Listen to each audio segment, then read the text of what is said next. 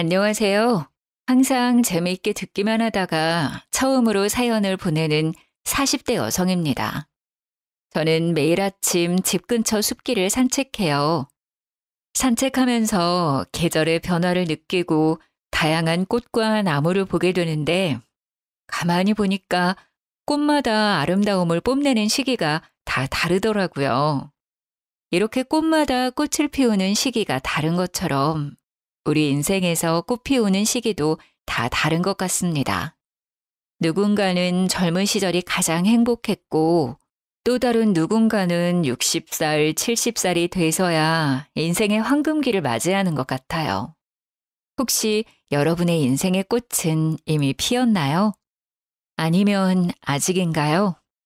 저는 지금이 제 인생의 꽃이 피는 시기인 것 같습니다. 요새는 하루하루가 그 어느 때보다 소중하고 행복하거든요. 그러나 저는 원래 행복하지 않았습니다.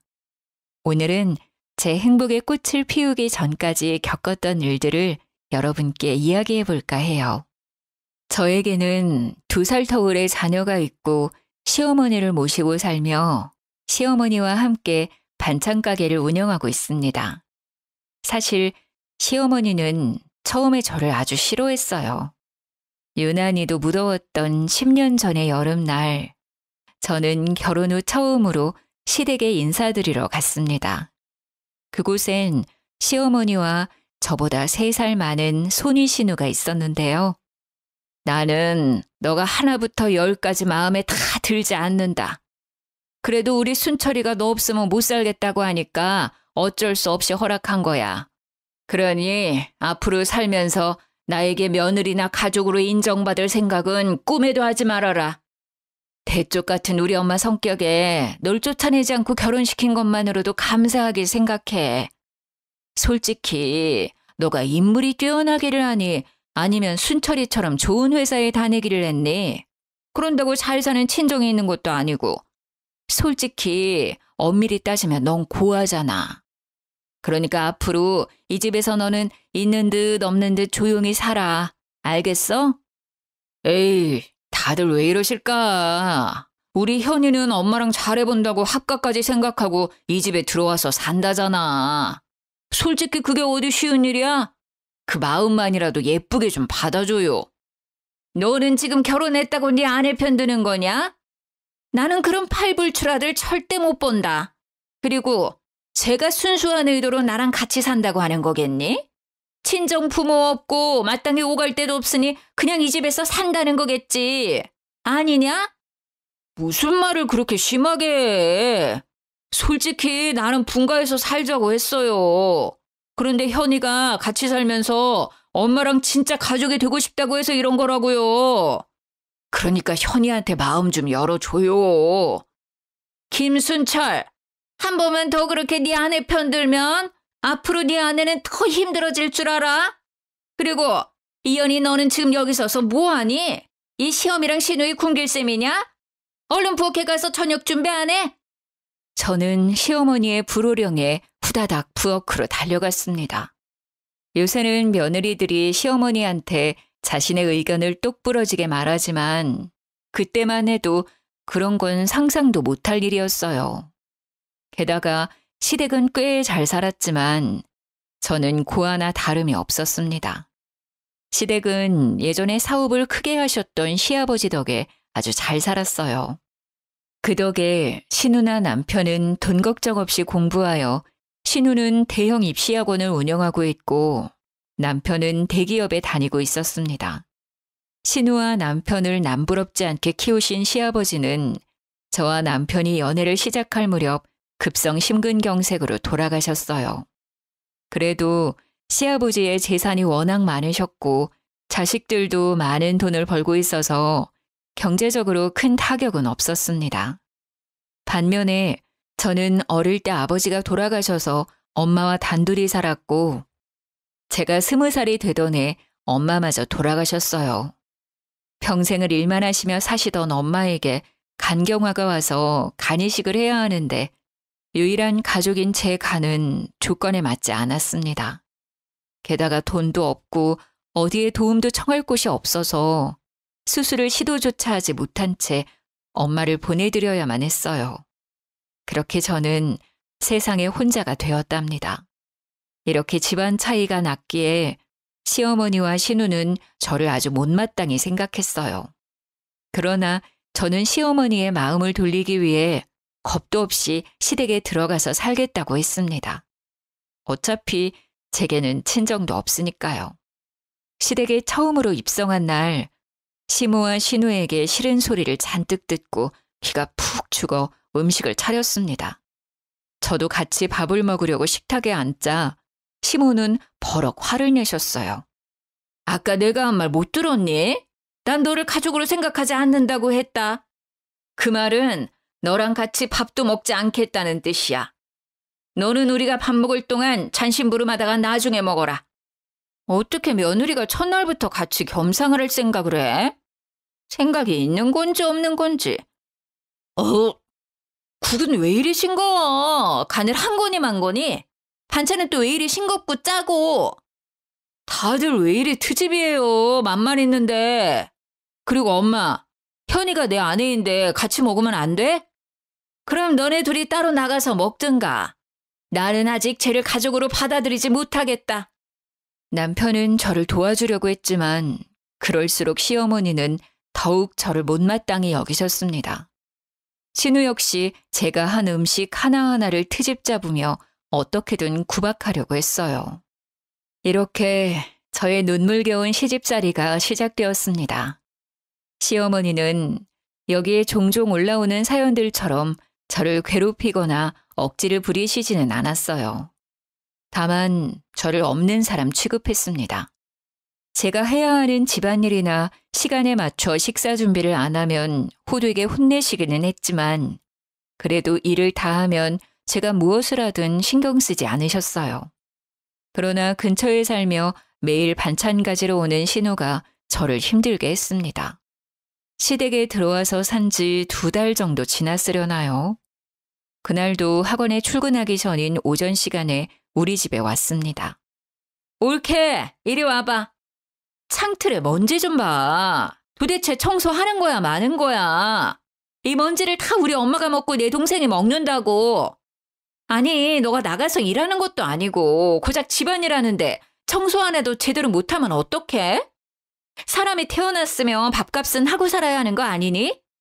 신우는 시댁만 들렀다 하면 꼭 집안 여기저기를 둘러보며 잔소리를 했습니다.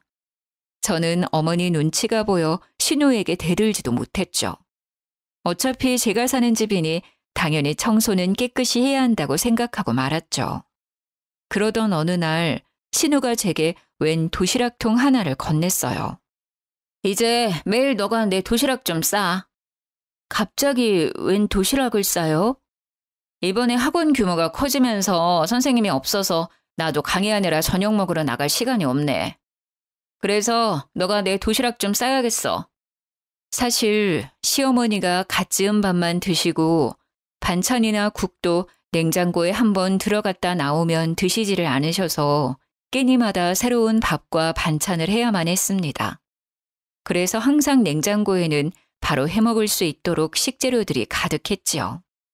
음식이야 매번 하는 것이니 충분히 할 수는 있는데 매번 반찬들을 다 가져가면서 자기 도시락조차 싸지 않으려고 하는 신우가 너무 얄미워 보였습니다. 저도 어머니 식사 챙기고 집안일 하느라 바빠요. 그리고 형님, 매번 제가 한 반찬들 다 가지고 가시잖아요. 그거로 형님이 직접 도시락 싸세요.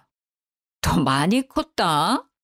형님이 시키면 그냥 네 하면 될 것이지 어디서 지금 말대답이야?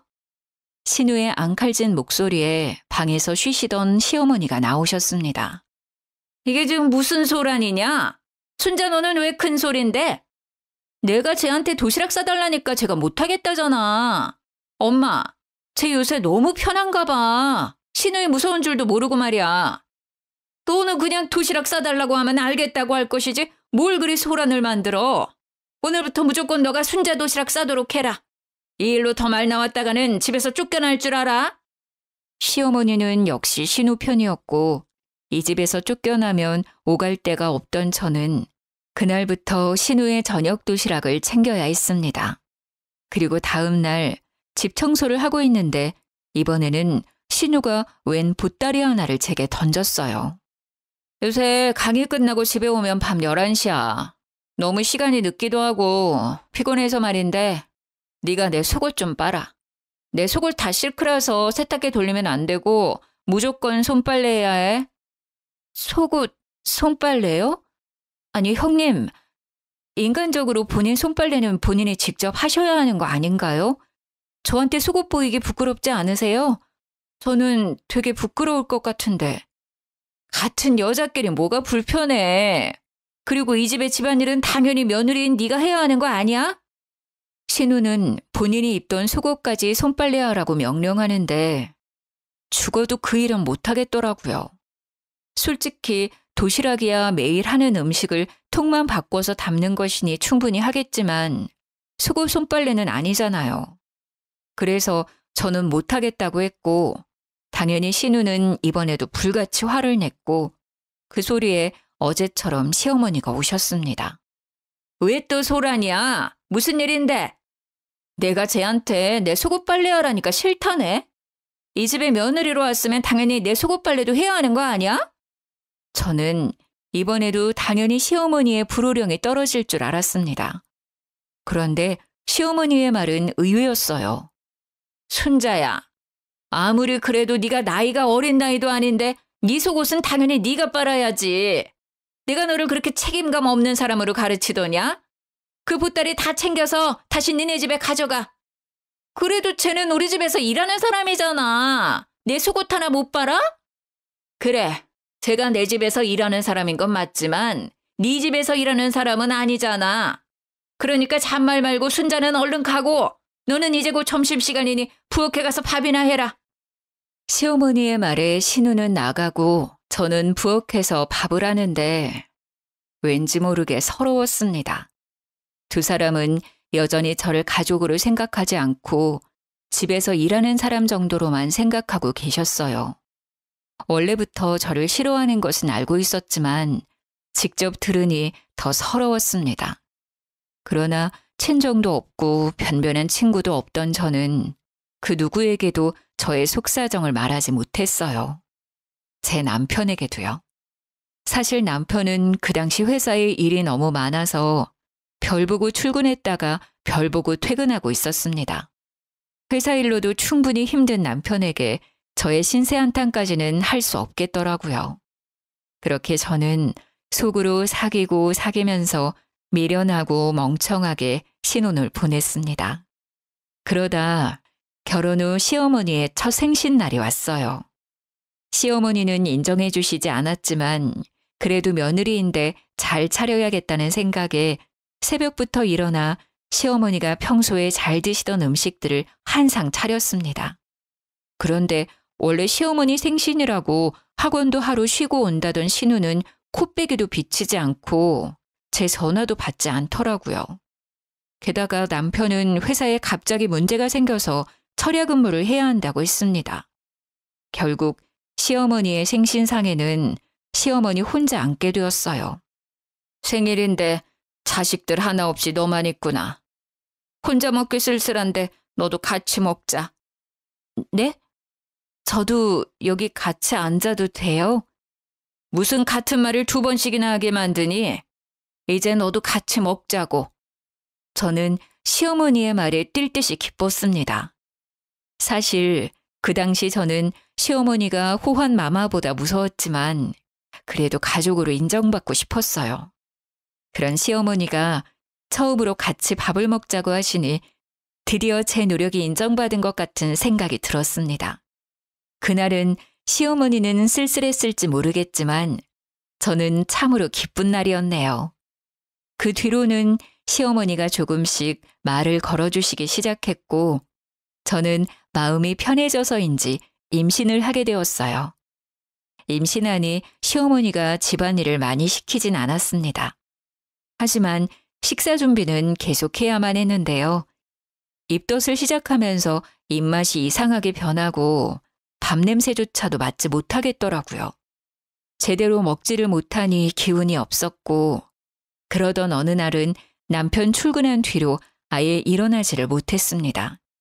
세상에, 아직도 누워있으면 어떡해? 밥 준비 안 해?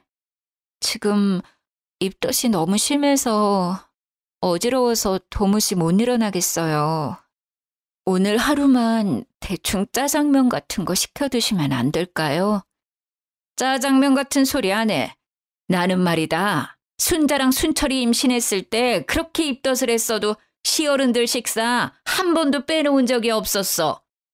그깟 임신 한 번 했다고 유세 떠는 거야? 어른을 모시고 사는 거면 네 아픈 것쯤은 참고 숨길 줄도 알아야지. 애가 어쩜 저렇게 생각이 없어, 생각이. 얼른 일어나서 밥 안 해? 언제까지 누워만 있을 거야?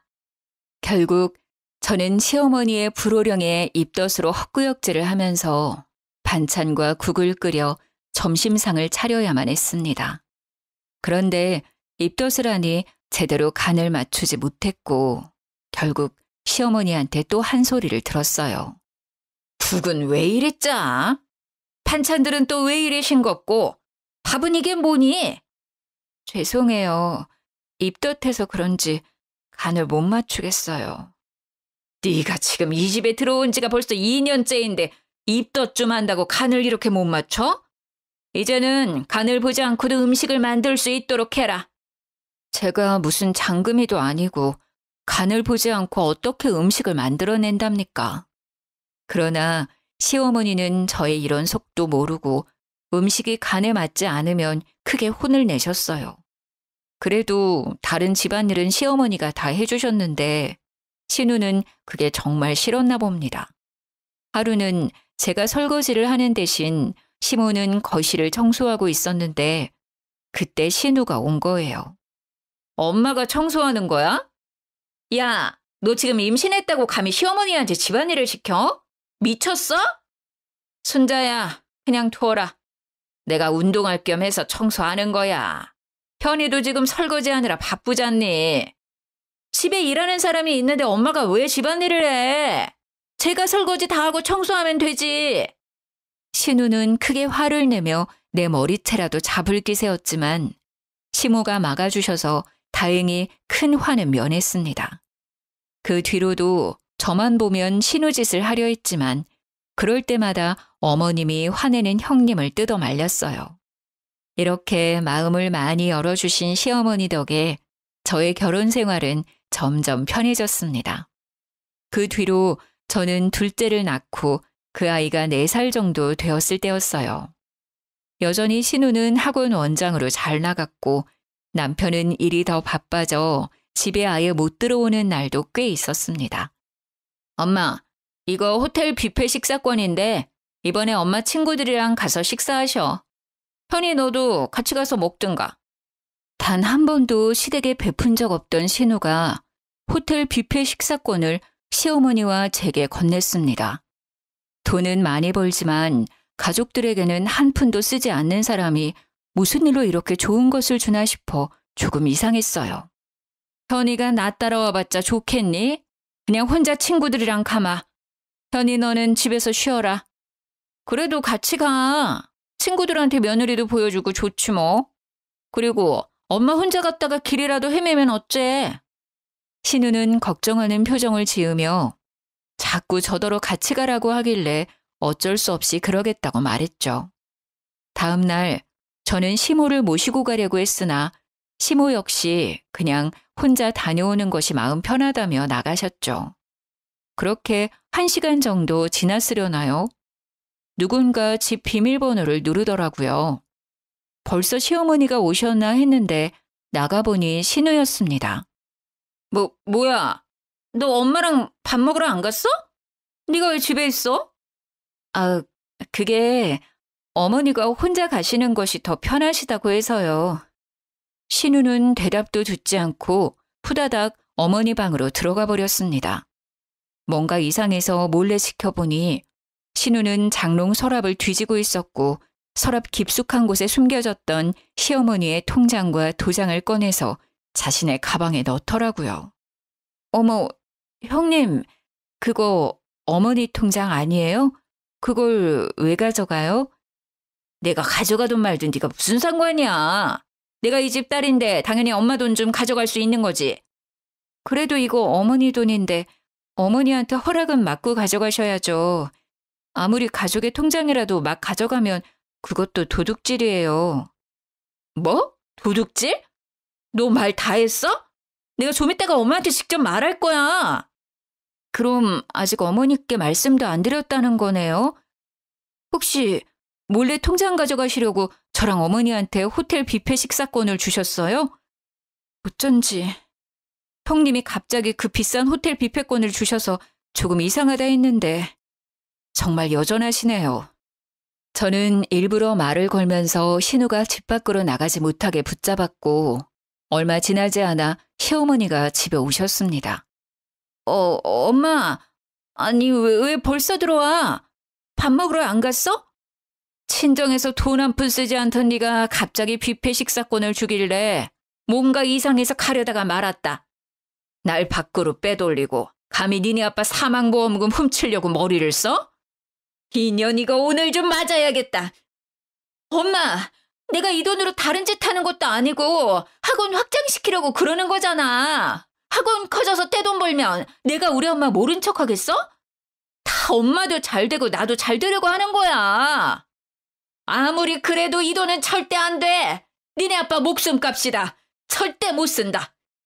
엄마는 도대체 이 돈으로 뭘 하려고 그래? 죽을 때 돈 싸들고 가려고? 참나, 딸 사업 확장하는 게 왜 함부로 쓰는 거야? 자식들 잘 되는 건데 그럼 엄마도 결국엔 좋은 거 아니야?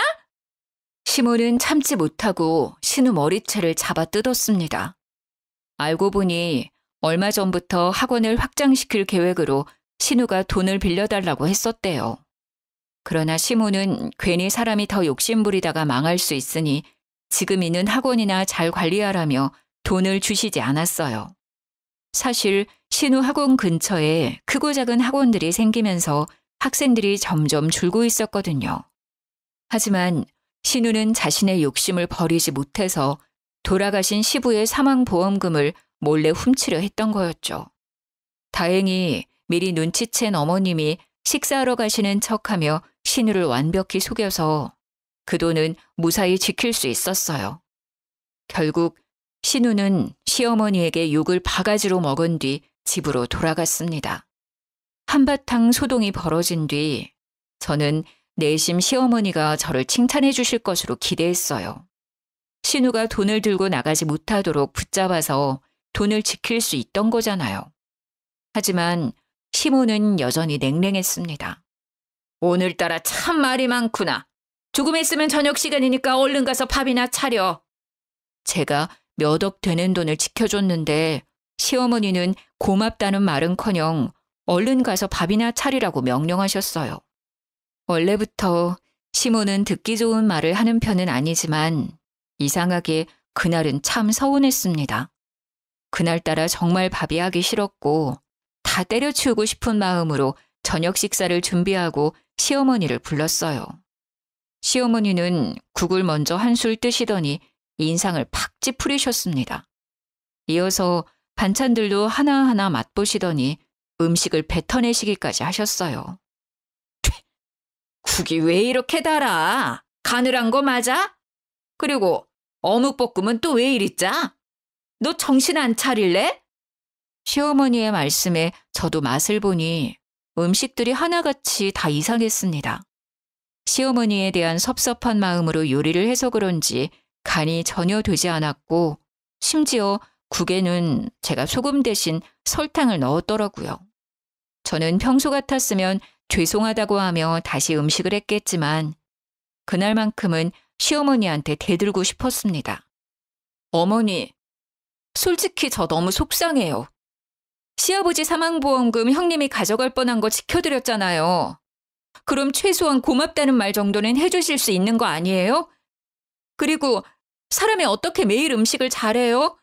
제가 뭐 음식점을 하는 것도 아니고 집에서 요리하다 보면 실수를 할 수도 있죠. 실수 한 번 했다고 저를 그렇게 쥐잡듯이 혼내세요? 결혼하고 8년 만에 처음으로 저는 시모에게 큰 소리를 냈고 시모는 크게 당황했습니다. 저 지난 8년간 아무 말도 못하고 하라는 대로만 했어요. 어머니 식사도 입덧하는 중에도 출산하고 나서도 항상 차려드렸는데 오늘만큼은 너무 억울하고 속상해서 참을 수가 없네요. 전 정말 여기 와서 밥통이 된 기분이에요. 이제 제가 사람인지 밥통인지 모르겠다고요. 결혼했으면 여자가 집에서 밥을 해야지. 그렇게 하기 싫으면 나가. 나도 너 같은 며느리 필요 없다. 시모의 말에 저는 아이들도 두고 나와버렸습니다. 그런데 마땅히 갈 곳이 없더라고요. 친정이 있었다면 친정집에 가서 하소연이라도 하겠지만 부모님은 두 분 다 돌아가셨고 연락하고 있는 지인들도 없었거든요. 그냥 아무 생각 없이 길거리를 헤매다가 정신 차려보니 남편 회사 앞이었고 그곳에서 남편이 퇴근하기만을 기다렸어요. 야근을 끝낸 남편은 밤 11시가 되어서야 모습을 드러냈습니다. 이 시간에 왜 여기 있어? 표정은 또 왜 그래? 울었어? 여보, 나 너무 속상해. 나 그동안 정말 참고만 살았는데 오늘은 정말 못 참겠어. 남편의 얼굴을 보니 서러움이 복받쳐오고 눈물이 막 쏟아졌습니다. 저는 남편에게 오늘 있었던 일이며 그동안 시어머니께 느꼈던 서운한 감정까지 다 이야기했어요. 나는 당신이 그동안 아무 말 없이 있길래 괜찮은 줄로만 알았어. 이렇게까지 힘들었으면 말하지 그랬어. 매일 새벽에 나가서 밤늦게 들어오는 당신한테 내가 어떻게 말해. 얼굴 볼 시간도 없는데. 남편은 오는 저의 손을 잡고 집으로 향했습니다. 집에 가니 시어머니가 거실에서 팔짱을 끼고 앉아 계셨어요. 못난 것들. 나는 네가 이 집이라도 나가는 줄 알았는데 간 곳이 고작 남편 회사냐? 밖에서 일하는 사람 신경 쓰이게 그게 뭐 하는 짓이냐? 엄마도 그만하세요. 자그마치 8년이에요. 이제 현이를 가족으로 며느리로 받아들일 때도 됐잖아요. 지금이 여미 앞에서 네 아내 편드는 거야? 자식 새끼들 키워봤자 다 소용없어. 하나는 지일하게 바빠서 엄마 돈이나 떼어먹을 생각이나 하고 다른 하나는 아내 힘든 것만 알고 지엠이 힘든 것은 하나도 모르고. 솔직히 엄마가 그동안 현이를 괴롭혔잖아요. 평일에도 주말에도 쉴 새 없이 부엌일 시키고 말 한마디라도 좀 좋게 해주면 안 돼? 오늘도 그래. 누나가 아버지 사망보험금 가지고 가려는 거 현이가 막았다면서요. 그러면 말이라도 고맙다고 이야기해 줄 수 있는 거 아니야? 그런데 바로 밥이나 하라 그러고 음식 간이 안 됐다고 구박이나 하고. 그러니 이 사람이 얼마나 속상하고 화가 났겠어. 그래.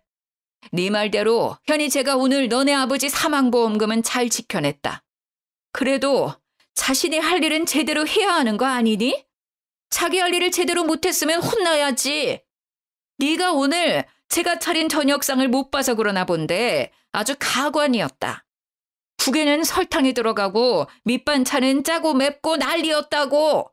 네 할머니였으면 당장 이 집에서 쫓아냈어, 이 녀석아. 시어머니는 끝내 제게 고맙다, 그동안 고생했다는 말 따위는 하지 않으셨습니다.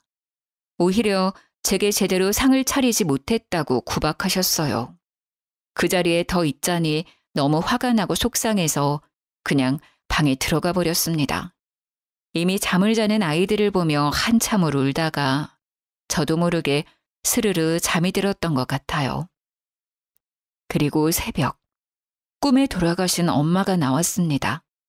엄마는 제 손을 꼭 붙잡았는데 엄마의 입은 웃고 있지만 눈에는 눈물이 가득 맺혀 있었고 저는 엄마의 손을 붙잡고 펑펑 울다가 잠이 깼어요.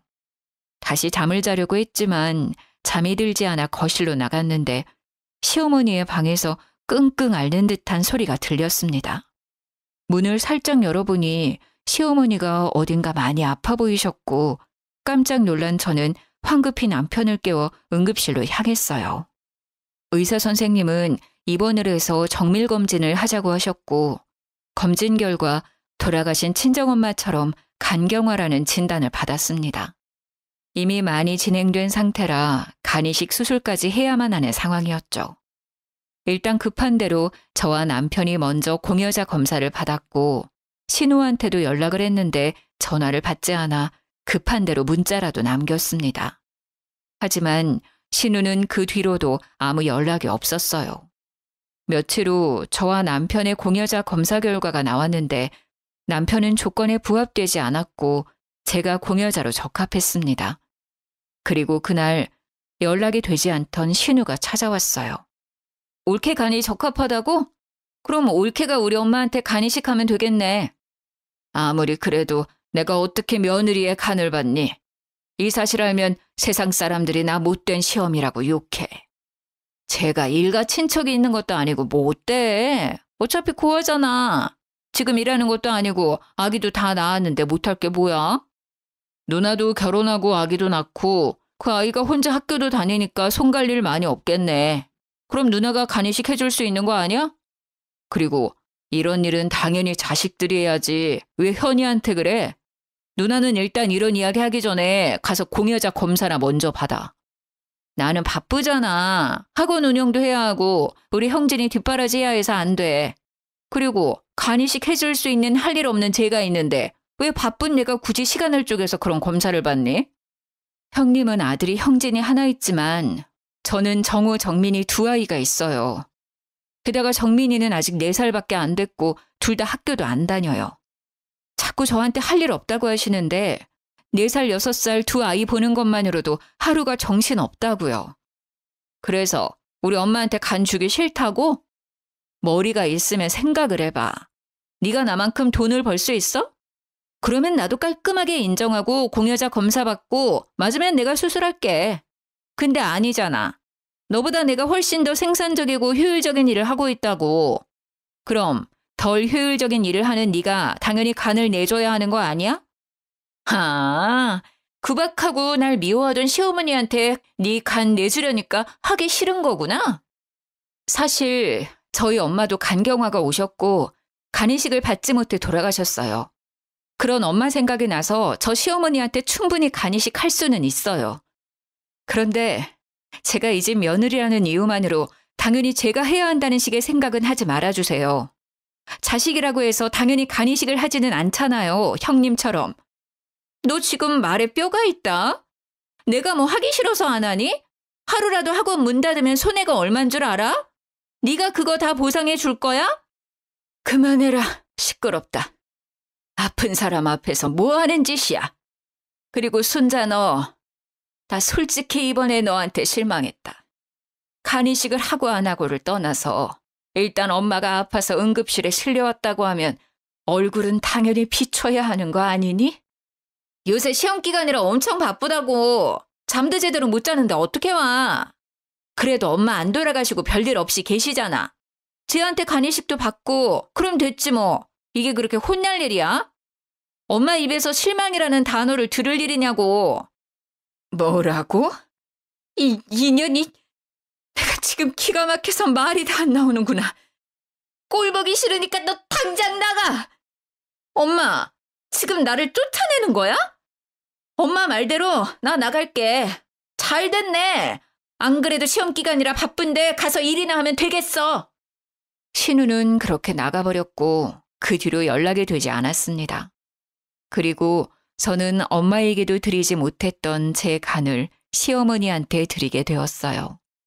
간이식 수술을 앞두고 돌아가신 엄마 생각에 마음이 아팠지만 그래도 좋은 마음으로 수술대에 올랐습니다.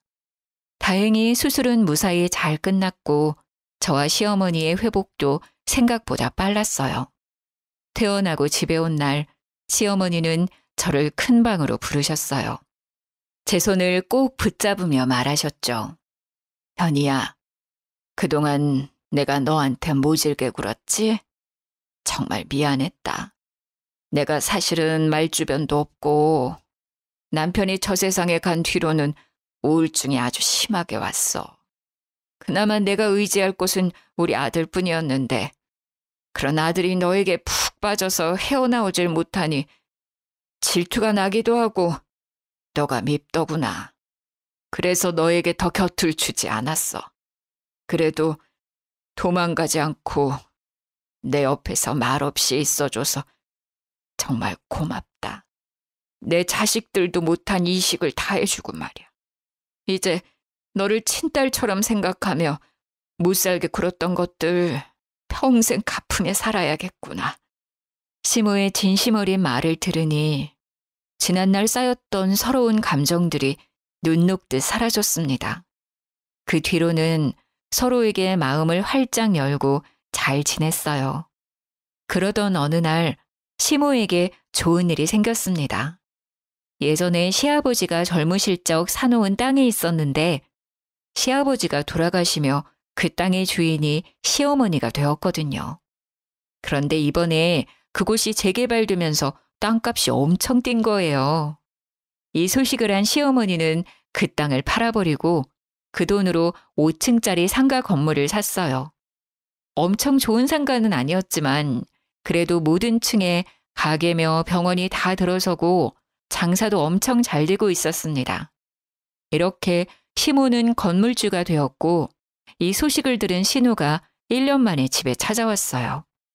엄마, 이번에 건물주가 되셨다면서요?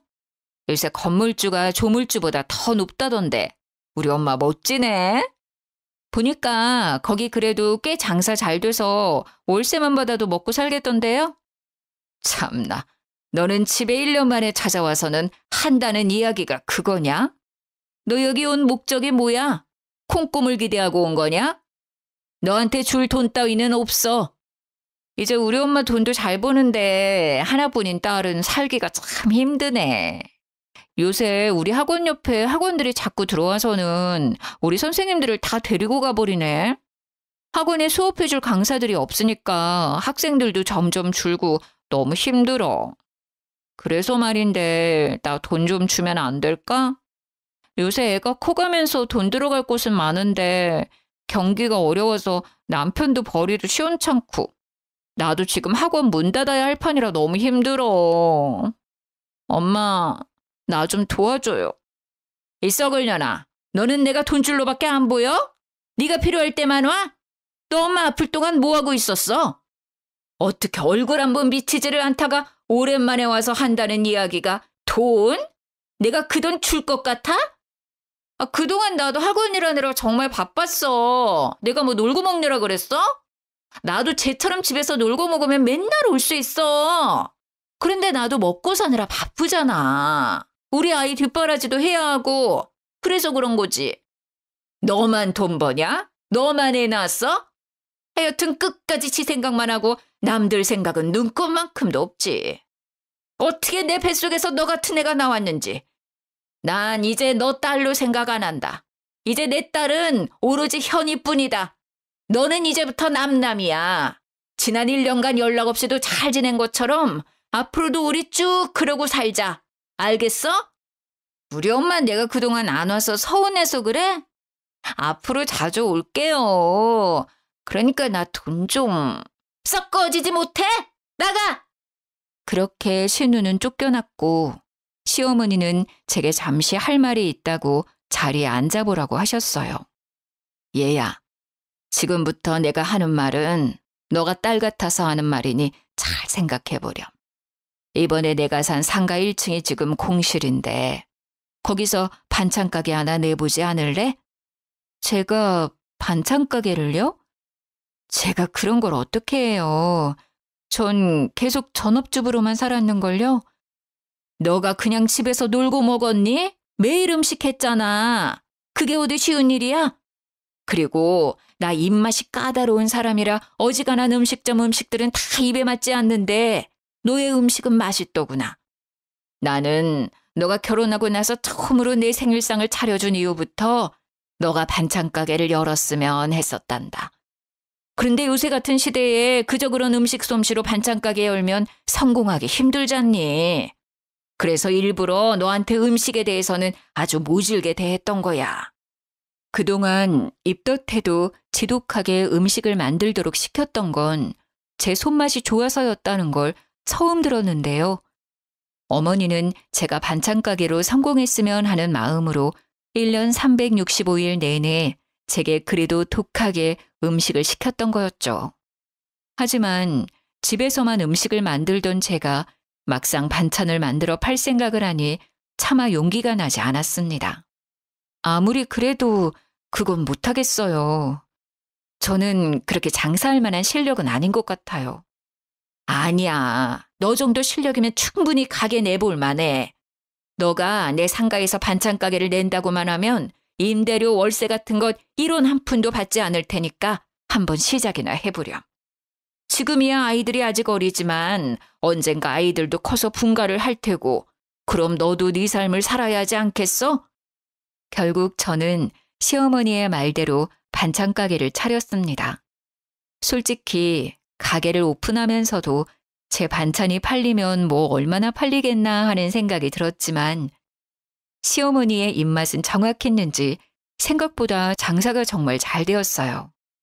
그러던 어느 날 시어머니는 몸이 안 좋아서 집에서 쉬고 계셨고 저 혼자 반찬 가게에 있는데 신우가 대낮부터 술에 취해 깽판을 부리러 왔습니다. 야, 여기 반찬 가게가 그렇게 잘 된다면서? 우리 엄마 돈으로 반찬 가게 하니까 좋냐? 부모도 없는 네 년이 뭐라도 된 것 같아? 이 여우 같은 년. 순철이도 꼬시더니 우리 엄마도 꼬셔서 나도 못 받은 상가를 받아? 못 참아! 대낮부터 무슨 술을 이렇게 많이 드셨어요? 당장 나가세요. 지금 영업 중인 거 안 보여요? 신우는 아침부터 공들여 만든 반찬을 다 뒤집어 엎었습니다. 힘껏 막아섰지만 술에 취해 제정신이 아닌 사람을 말리기에는 역부족이었어요. 지나가던 사람들까지 난리치는 신우를 뜯어 말렸지만 그러면 그럴수록 더 거세게 반항했습니다. 결국 경찰을 불러 진압하게 했고 다신 얼굴 볼 일이 없었지요. 그러다 최근에 우연히 소식을 듣게 되었는데 신우가 운영하던 학원이 폐원했다고 합니다. 제 반찬 가게에서 난리를 치던 날 우연히 학원 수강생들과 그 엄마들이 보았고 원장인 신우의 폭력적인 태도에 크게 실망하며 대규모로 학원을 관뒀대요. 학생들도 없고 강사들도 없으니 당연히 학원은 문을 닫을 수밖에 없었겠죠. 신우에게 이혼을 요구하고 있다고 합니다. 사실 평소에도 사이가 좋지 않았어요. 워낙 신우가 천상천하 유아 독존으로 자기 잘난 맛에 살아서 항상 성격을 맞춰주며 살았거든요. 그런데 학원까지 망하니 사이가 더 나빠져 이혼을 요구하고 있지만 신우가 절대 합의 이혼해주지 않겠다고 버티고 있다네요. 반면에 저는 제 입으로 말하기는 조금 부끄럽지만 시어머니한테 간이식을 해준 효부가 운영하는 반찬 가게라고 소문이 퍼져서 동네 어르신들의 칭찬이 자자했고 이 때문인지 우리 가게는 아주 잘 되고 있습니다. 남편과 시어머니는 제게 돈도 잘 벌고 시어머니의 목숨도 살려준 사람이라며 엄청 잘해주고 있어요. 요새는 정말 제 인생에서 이렇게 좋은 날이 있었나 싶을 정도로 너무 행복합니다. 힘들고 외롭고 모든 것을 다 포기하고 싶을 때도 있었지만 그래도 살다 보니 사라지고 버티다 보니 제 인생의 꽃 같은 시기가 오기도 하네요. 마지막으로 혹시라도 힘든 길을 걷고 계시는 분이 있다면